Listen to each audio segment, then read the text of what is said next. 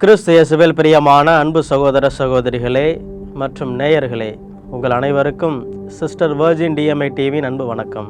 இன்று நாம் திருத்தூதர்களான பிலிப்பு மற்றும் யாக்கோபின் திருவிழாவினை கொண்டாடுகிறோம். பிலிப்பு இயேசுவினால் அழைக்கப்பட்ட முதல் சீடர்களில் ஒருவராக இருக்கிறார்.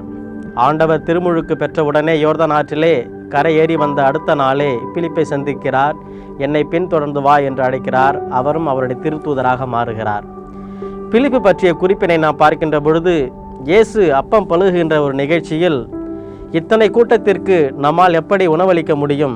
200 தினாரியம் இருந்தால் கூட இந்த மக்களுக்கு நம்மால் ஒருவேளை உணவளிக்க முடியாதே என்கிறார்.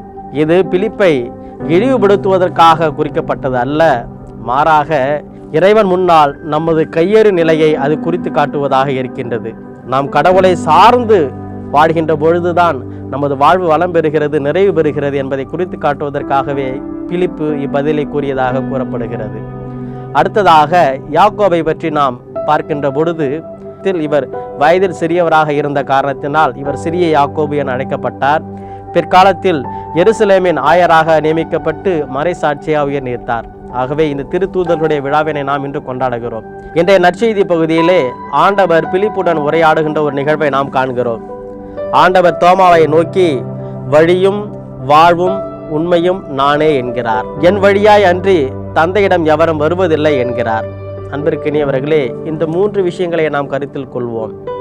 வழி, உண்மை, வாழ்வு.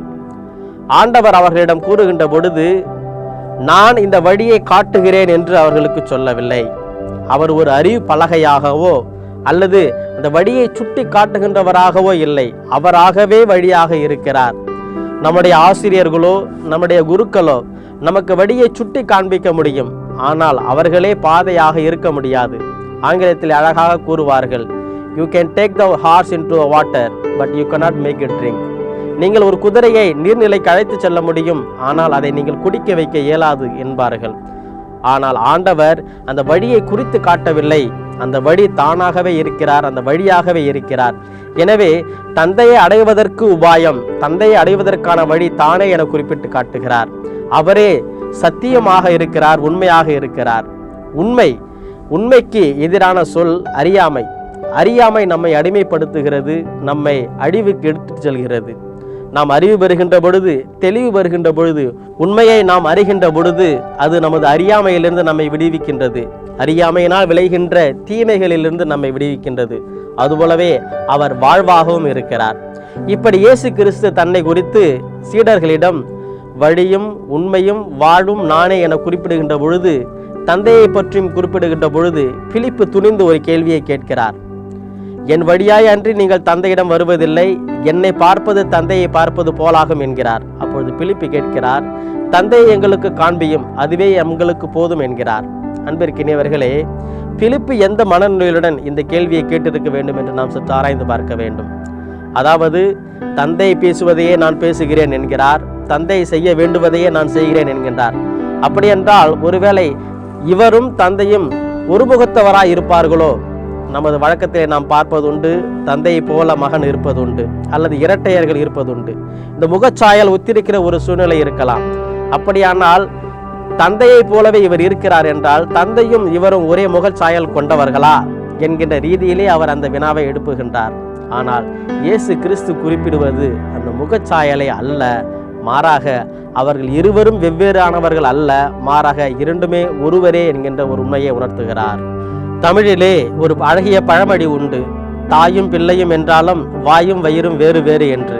இரட்டையர்கள் பார்ப்பதற்கு உருவ தோற்றத்தில் ஒரு ஒற்றுமையை கொண்டிருக்கலாம், ஆனால் அவர்களுடைய மனோபாவம், நடவடிக்கைகள், குணாதிசயங்கள் வித்தியாசமானதாக இருக்கும். ஆனால் தந்தையோடு தனக்கு இருக்கிற உறவு நிலையை இயேசு குறித்து காட்டுகின்ற பொழுது இந்த இரட்டையர்களுக்கு இடையே நிலவுகின்ற உறவு அல்ல, மாறாக அவரும் தானும் பிரித்து பார்க்க முடியாதபடி இரண்டர கலந்திருக்கின்ற அந்த ஒற்றுமை நிலையை அவர் குறித்து காட்டுகிறார். எனவேதான் அவர் குறிப்பிடுகிறார், என்னை காண்பது என் தந்தையை காண்பதே ஆகும். நான் செய்வதெல்லாம் தந்தையின் விருப்பப்படியே செய்கிறேன்.